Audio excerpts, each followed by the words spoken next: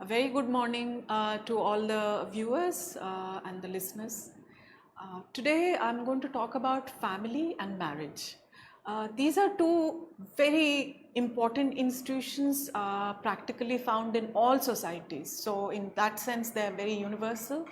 Uh, they have a very long history. I mean, there is not a society, human society, which didn't have either of these institutions or both of them. Family, let's start with family. I think family is a word that all of you are familiar with. Whenever you think of the word family, the first thing that comes to your mind is that there are parents, a mother and a father, and children. You know, so this is the basic unit of a family. When we talk about types of families, when we talk about this basic unit of the parents and the children, we think of a nuclear family. But we'll talk more about the types of family. The family is an institution which can be best described as a group of people who are related to each other through marriage and through blood. So, for instance, the children are related to their parents through blood or by adoption. The husband and wife are related through marriage, right? Also, they can somewhat tenuously related through blood too if there is a particular kind of a marriage. So, marriage is one of those institutions which, in a way, prepares the ground for the formation of family. So, a family is basically a consequence of marriage, and family therefore is a very primary group which has the following functions.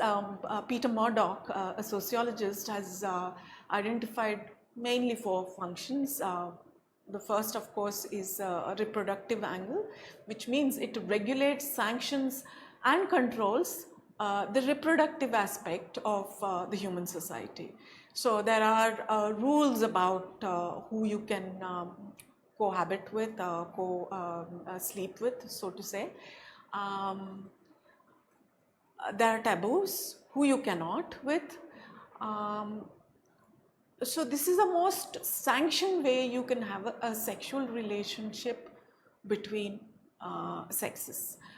Typically, when we talk about families in the traditional sense of the term, we often think of families in terms of heterosexual relationships. By heterosexual, I mean a man and woman relationship. But now, that term is being critiqued. It has come under a lot of a cloud, so to say, but we will talk about that at some point. Let's just start with the heterosexual relationships of a man and a woman. So that is the sanctioned sexual relationship that is often thought of. Now, what family does is it also legitimizes the rights, the roles and responsibilities of parents as well as children.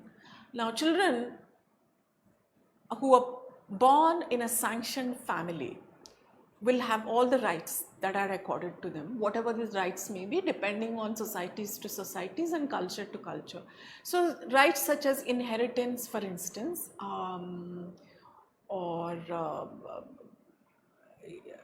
inheritance and property rights and so on and so forth, or even claims on children, all part of, or claims on property, even if couples divorce, those kind of things are all related to a sanctioned way of doing. So the family as institution has a varied functions, which then sanction some of these rights, responsibilities and inheritance, so on and so forth.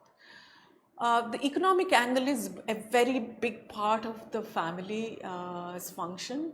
By economic activities, we mean that you collate your money together, for instance, or you share properties. Some sociologists look at family as one of the first primary corporate groups because they're all members of an economic unit. Therefore, there is also a division of labor. In fact, one of the foremost divisions of labor is between based typically on gender roles, but there is division of labor. So family is also a primary economic unit besides its reproductive angle. Family also has a huge function of raising the young. Um, if you know, the very first time a child is born, he's practically introduced to the society. And that series of incorporation of the child to the society, what we in sociology called as socialization, is a big part of it. Socialization into the ways of the society where the child imbibes various norms and mores and ways of doing things that the particular family is located, the society that the family is located in, are all part of the functions of the family. So socialization is a big part of it. Some sociologists have used the word educational. Education also means socialization, but it has more expansive connotations when we say socialization. Socialization would include not only just the typical ways of doing, but it could also introduce a child to a range of things. It could be skill sets. You would find that in very traditional families, a child would start, let's say for example, a craft person a child would start apprenticing with a father or mother and learn the craft of a particular family tradition, for instance, or any other. So family functions also as a huge institution for the imparting of knowledge, skills and socialization. Another very important function of the family is the emotional support bonds that it creates. In fact, whenever we talk of family in a very emotive sense, we only think of the bonds. I mean, look at all the movies that come about family relationships. In fact, hover around these emotional bonds, and the classic example of it often which comes across as an iconoclastic image family bond is the mother and the child bond. So these bonds are some would say lifelong, because from the time the child is born into a family to the time that he dies, almost, the family bonds are sometimes sustained, sometimes broken, but as an institutional frame or an institutional setup, family does maintain these bonds. And there are various varieties of ways in which it does, like it creates a series of rituals and practices around honing these bonds. We can only think of there are a lot of rituals, but I mean, a classic one would be a child's birthday party, where there is a lot of ways in which such bonds are created, cultivated and expressed. So these are some of the primary ones. Now, as societies keep changing, the institution of family is also going through some changes, though the basic elements, aspects of the family more or less remain, but some of these things keep changing. For instance, in the West, family is seen as more of a conjugal relationship, meaning it's a relationship which is based on love, conjugality between the partners, whatever be the partners. They could be also same-sex partners, because but we will come to that kind of marriage a little later. So it is a relationship between partners. So a lot of families disintegrate when those emotional ties or aspects related to love and partnership and conjugality, companionship, so on and so forth, break. So marriage, even without marriage, some of the families which are based on these kind of things are under some sort of a crisis these days, because the original functions which it is intended to be is now losing its significance, or has lost some of its importance. So family as a result has also going through some basic changes, not massively, but definitely so. For instance, a lot of people who have used to, in India, one of the debates which went on for a long time is the nature of family and how it has changed. One aspect which has been highlighted over several decades of work on scholarship on family is whether the Indian family is becoming more nuclear, you know. So, which takes us to another aspect of family, which is what are the types of families, you know. So, a classic example I gave you is the basic unit of a family, which is the parents and the children, which is called a nuclear family. Now, there are also extended families, which means that you could include family, other members of the kin. It could be, let's say, the mother's parents or the father's parents or a set of cousins or two brothers who are living together with their families. So there are extended families. Now, in many traditional societies, which are patriarchal in nature, by patriarchy we mean where the line of authority or domination of uh, the male, in patriarchal society or in patrilineal societies where the lineage is traced through the father's side, you would find that extended families typically concentrated with the father's side of the family or the male side of the family. So it could be that a man who gets married will get a bride home to his father's house, and they live under the domination and the protection of the father, who might be an elderly man. So you have two generations of people living there. It could also be that there are two brothers who are also living with the parents, who continue to wield their authority. So this used to be a setup in many agrarian societies who used to have a family holding of land and used to cultivate the land together.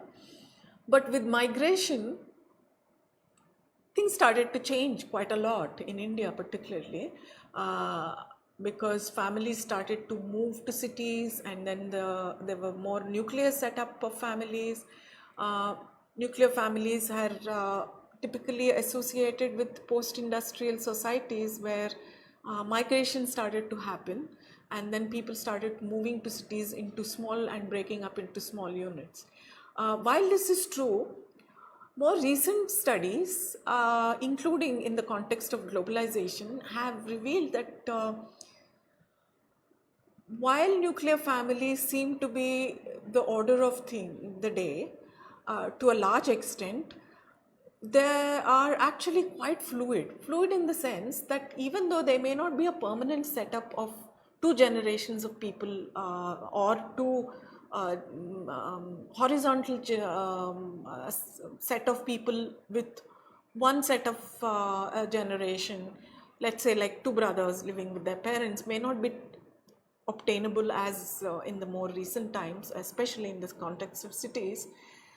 It is found that these are not necessarily true, because in many nuclear families you'd find that the parents are visiting them for an extended period of time, or that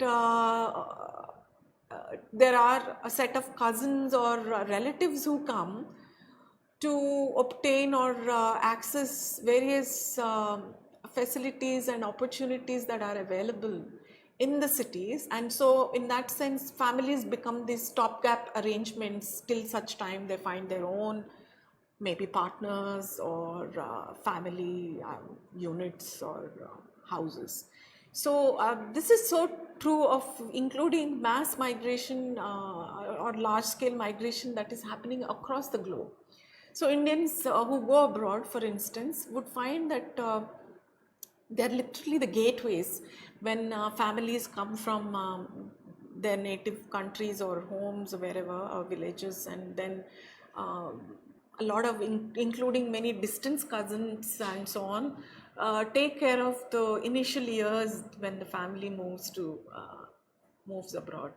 So I think this needs to be taken into consideration when we talk about family um, structures um, or even functions, because family functions have also expanded over the globe through the virtual world. So even if the parents are not living literally with the family, say elderly parents, they're always there for advice, good counsel, and so on and so forth, or even just passing on recipes. You'll find that many families are in constant touch with their elders, or children are in touch with their grandparents. So the virtual world has also created its own interactions.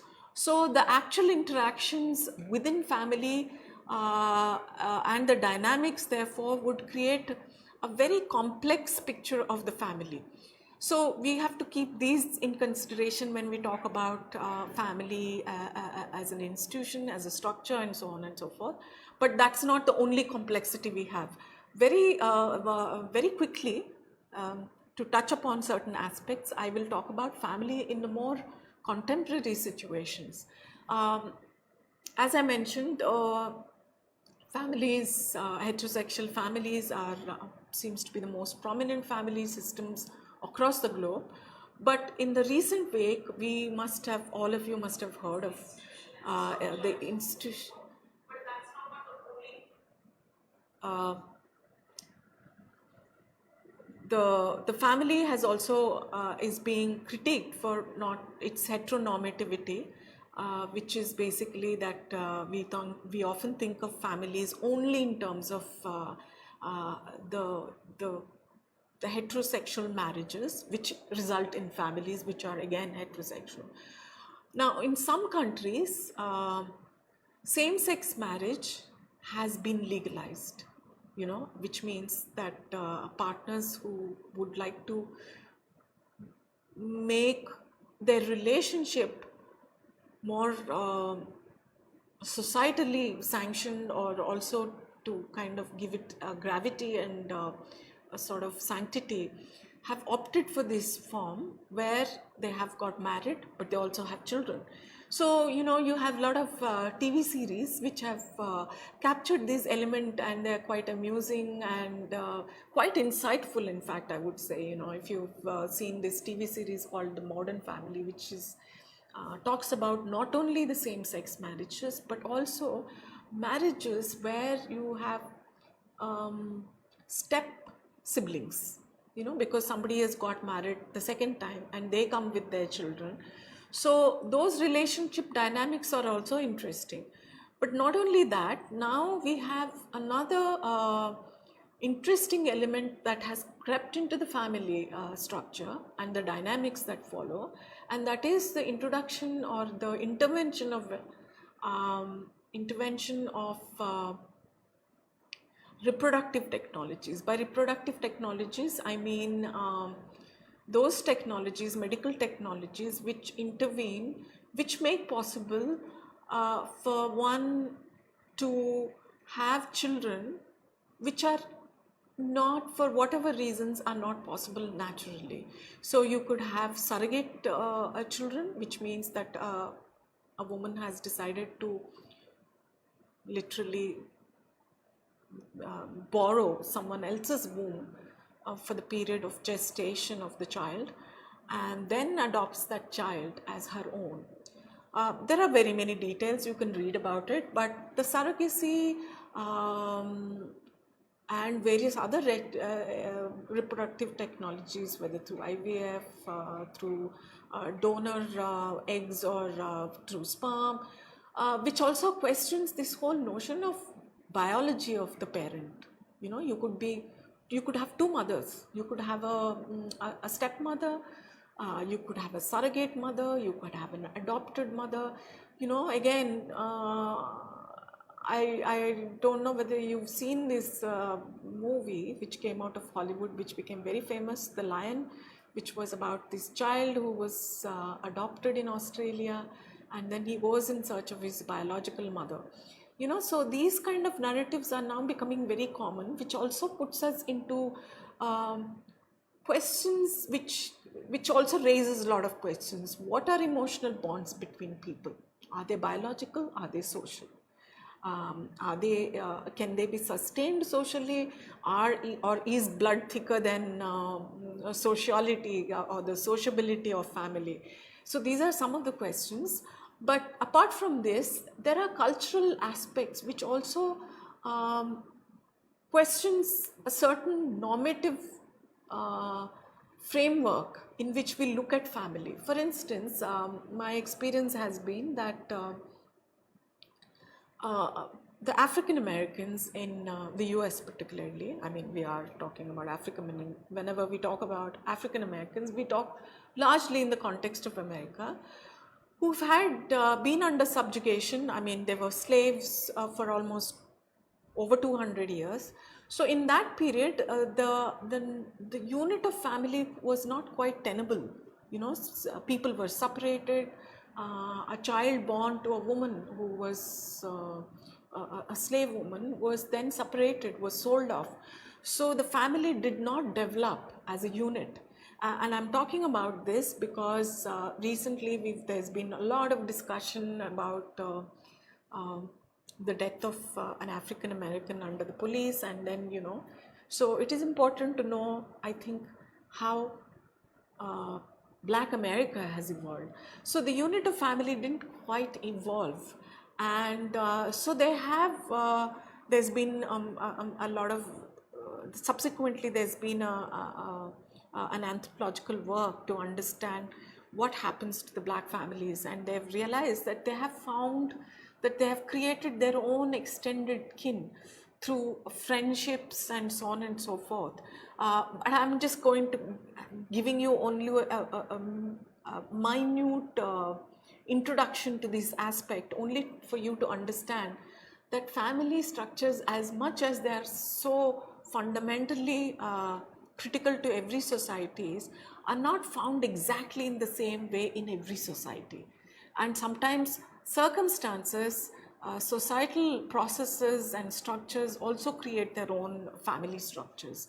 Some are created deliberately. For instance, in the Israeli society, kibbutz are formed. Kibbutz are like a community family units. In fact, the family as we know traditionally, where there are parents and their children cohabiting together, is not found at all.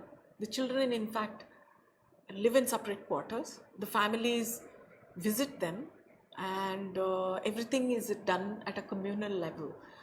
So there are those. In fact, some families are different from, as I mentioned, that it is always tied up to some extent. Family units are also related to marriage, which the whole aspect of marriage we will not go into detail today. But where there are marriages which are, so let's say polygamous, which is a man who has several wives, or polyandrous, whereas there is a woman who has several husbands. So the family units also kind of expand in the context of these kind of marriages. As I also already mentioned, patrilineity and patriarchy, we mentioned about how families can extend in terms of whether they're local, which means the residence is happening with the husband's family, or matrilocal, where the residence is happening at the mother's side. See, for instance, the Khasis, a tribe from Meghalaya, are matrilineal families where the husband will stay with the wife's side of the family. This is also true with the Nayars in Kerala, where there are matrilineal families. They used to, the children will stay with the mother. The husband often would be visiting her, but not really staying. So these are just the basic introductions to family. As a concluding remark, what I would like to talk about is, we talked about the emotions that are created and nurtured through family institutions, and it would be very exciting for you to look at these emotions sociologically and not necessarily from the point of view of that family is a unit that is so natural, that is so defined by blood and kinship, that it is that the emotions are extremely natural.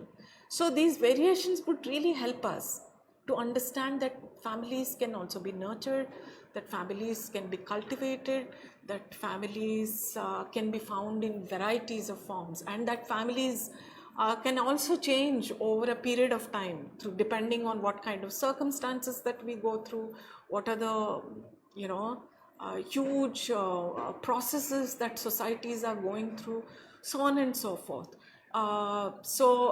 This is our very introductory discussion today on family, from largely from a sociological point of view. That's all for now. Thank you.